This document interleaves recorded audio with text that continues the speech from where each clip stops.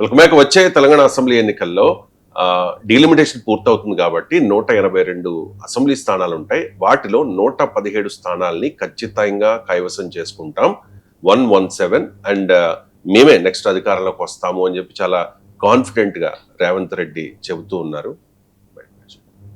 ఈ రోజు చెప్తున్నా 182 శాసనసభ నియోజకవర్గాలలో 117 సీట్ల పైన గెలిచి 117 మీడియా మిత్రులారా రాసుకోండి. 117 అంటే 117 శాసన సభ్యులను గెలిపించుకొని రెండవసారి తెలంగాణ రాష్ట్రంలో ప్రజాపాలనను కాంగ్రెస్ ప్రభుత్వాన్ని గెలిపిస్తాం. ఈ రోజు చెప్తున్నా. సార్ రేవంత్ రెడ్డి ధీమా అలా ఉంటే కేటీఆర్ కూడా ఒక సర్వే చేశారట సార్. ఆ సర్వే ప్రకారం 78 సీట్లు అంటే రేవంత్ రెడ్డి చెప్పింది డీలిమిటేషన్ పూర్తయిన తర్వాత 182 స్థానాలకి, కేటీఆర్ చెప్తోంది మాత్రం ఉన్న 119 స్థానాల్లో 78 స్థానాల్లో మేము గెలుస్తాము అని చెప్పి కేటీఆర్ ధీమా వ్యక్తం చేస్తూ ఉన్నారు. Sir it's too early to predict and discuss. ఇంకా 2.5 ఏళ్ళు ఉంది. సో ఎవరి సర్వేలు వాళ్ళు చెప్తూ ఉన్నారు సార్. మీ సర్వే కాదు, రేవంత్ చెప్పిన ప్రకారం 3 ఏళ్ళు ఉంది, 2029 అవుతుంది అని అంటున్నాడు. సో మీరు చాలా ఏళ్ళ నుంచి జర్నలిజంలో ఉన్నారు. ఎప్పుడన్నా ఏ రాజకీయ నాయకులు మీరు సర్వే చేసినా మేము ఓడిపోతున్నాం అని చెప్పిందా మీకు ఇంతవరకు? అంటే అందుకే మనం వీటిని ఏ పించ్ ఆఫ్ సాల్ట్ అనే ఇంగ్లీష్ లో ఒక ఈడియం ఉంది రాజశేఖర్, దాన్ని మనము లారీ లోడ్ ఆఫ్ సాల్ట్ అని మార్చుకోవాలి. అలా తీసుకోవాలి మనం. ఎందుకంటే మీకు రాజకీయ పార్టీలు రణనినాదాలు, సింహగర్జనలు, శంఖారావాలు ప్రతి రోజు చేస్తూనే ఉంటాయి. సో ఎన్నికలు అనేది ఇంకా 2.5 ఏళ్ళు 3 ఏళ్ళు ఉంది.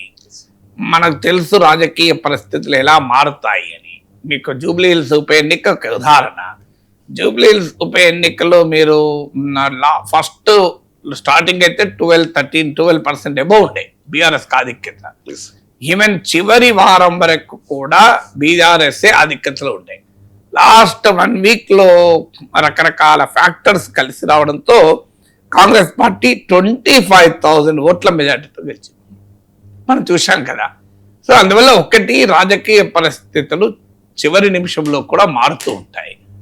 2 ఎన్నికల వచ్చే వరకు అనేక ఫ్యాక్టర్స్ పనిచేస్తాయి. ఇంకా 2.5 ఏళ్ళు రాష్ట్ర ప్రభుత్వ పనితీరేంటి, ప్రతిపక్షం ఎంత యాక్టివ్గా ఉంది, ఇది అందువల్ల 2.5 yearsలో పార్టీల అభ్యర్థులు ఎవరు, పార్టీల మధ్య ఏమైనా పొత్తులు ఉంటాయా, రాజకీయ పరిణామాలు ఎలా మారుతూ ఉంటాయి అనేది ఎవరు చెప్పగలుగుతారు, నాయకుల అటు నుంచి ఇటు ఎవరు మారుతారు.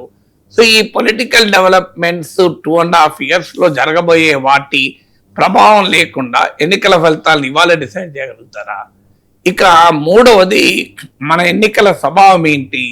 మీకు 2023 డిసెంబర్లో అసెంబ్లీ ఎన్నికలు జరిగాయి. బీఆర్ఎస్కు 37% ఓటింగ్ వచ్చింది, బీజేపీకి 14% ఓటింగ్ వచ్చింది. జస్ట్ విత్ ఇన్ మంత్స్ మేలో పార్లమెంట్ ఎన్నికలు జరిగాయి. ఇంత 6 నెలల వ్యవధి. బీఆర్ఎస్ ఓటింగ్ 20% మాయమైంది, 17%కి వచ్చింది. బీజేపీ ఓటింగ్ ఏకంగా 21% పెరిగి 35% వచ్చింది. కాంగ్రెస్ ఓటింగ్ అప్పుడు ఇప్పుడు కూడా అరౌండ్ 40% ఉంది. మరి కేవలం 6 నెలల వ్యవధిలోనే అసెంబ్లీ ఎన్నికల పొలిటికల్ సెట్టింగ్లో వచ్చిన ఓటింగ్లలో లోక్సభ ఎన్నికల పొలిటికల్ సెట్టింగ్కి వచ్చే వరకు 20% ఓటింగ్ను బీఆర్ఎస్ కోల్పోయింది. మరి ఇంకా 2.5 ఏళ్ల తర్వాత జరిగే ఎన్నికలలో గురించి ఇప్పుడే ఖచ్చితంగా ఎలా చెప్పగలం? 4వది మీకు ఎగ్జిట్ పోల్స్ అనుభవాలే చూశాను. 400 సీట్స్ ఎన్డీఏకి వస్తాయని 2024లో ప్రిడిక్షన్ చేశారు. ఏం జరిగింది? 240 సీట్స్ పడిపోయాయి. అంటే ప్రిడిక్షన్లో 60% పడిపోయాయి.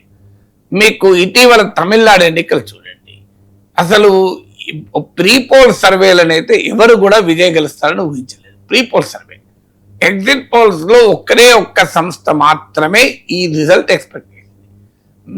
80-90% ఎగ్జిట్ పోల్స్, దాదాపు 100% ప్రీ పోల్ సర్వేలు విజయ్కి 20 to 30 సీట్స్ మించి రావని చెప్పాయి. మరి ఆఖరికైనా అధికారంలో ఉన్నాడు, ఇలా ముఖ్యమంత్రి అయ్యాడు. సో అందువల్ల రాజకీయాల్లో ఎవరము కూడా ఖచ్చితంగా ఇలా జరుగుతుంది అని చెప్పలేము.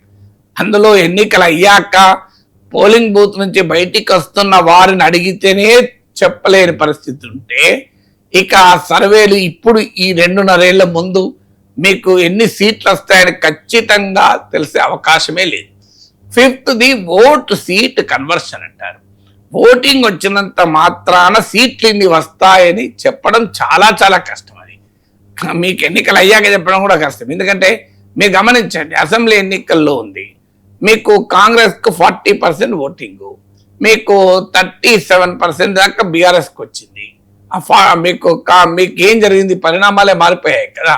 మీకు ఓటింగ్లో 2%, 1% ఓటింగ్తో కూడా మారిపోతుంటాయి. ఓట్లు ఎలా వచ్చాయన్నది కూడా ఇంపార్టెంట్ అవుతుంది. రాష్ట్ర వ్యాప్తంగా ఓటింగ్ వస్తే ఒక రకంగా ఉంటుంది, కొన్ని ప్యాకెట్లోనే ఓటింగ్ వస్తే ఇంకో రకంగా ఉంటుంది. సో ఇన్ని రకాల పరిణామాలు ఉండగా నేను ఎన్నికలకు 2.5 ఏళ్ల ముందే ఎలా చెప్పగలుగుతారు? ఎవరైనా సీఎం అయినా చెప్పలేరు, కేటీఆర్ అయినా చెప్పలేరు. మరి అయినా ఎందుకు అంటుంటారు అంటే దానికి ఒక రీజన్ ఉంది. ఎందుకు యుద్ధానికి ముందు శంఖారావాన్ని పూరిస్తారు?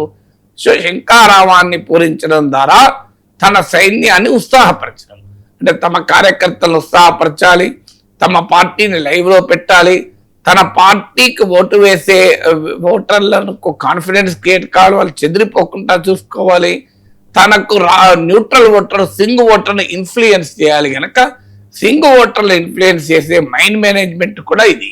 అంటే you have to create manufacture consent అంటారు.